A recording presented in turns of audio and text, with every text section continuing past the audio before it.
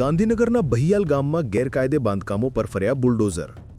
ગાંધીનગર જિલ્લાના દહેગામ તાલુકાના બહિયાલ ગામમાં તાજેતરમાં નવરાત્રી દરમિયાન ભડકેલી હિંસા બાદ વહીવટી તંત્ર દ્વારા કડક કાર્યવાહી શરૂ કરવામાં આવી છે.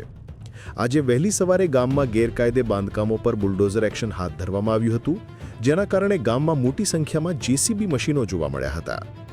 નવરાત્રીના દિવસોમાં આઈ લવ મોહમ્મદના વોટ્સએપ સ્ટેટસને લઈને બે જૂથો વચ્ચે હિંસા ફાટી નીકળી હતી.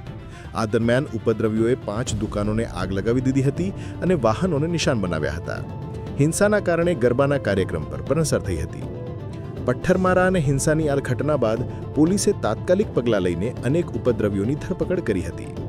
રાજ્યના ગૃહ રાજ્યમંત્રી હર્ષ સંઘવીએ પણ ગામની મુલાકાત લીધી હતી અને પથ્થરમારાનો ભોગ બનેલા ગરબા પંડાલમાં માતા અંબેની આરતી કરી હતી. હવે આ બુલડોઝર કાર્યવાહીમાં કોઈ અવરોધ ન આવે તે માટે ગામમાં પોલીસ ફોર્સનો સઘન બંદોબસ્ત ગોઠવવામાં આવ્યો છે. વહીવટીતંત્ર દ્વારા આ હિંસા સાથે સંકળાયેલા તત્વોના ગેરકાયદે દબાણો તોડી પાડવાની મોટા પાયે કાર્યવાહી કરવામાં આવી રહી છે.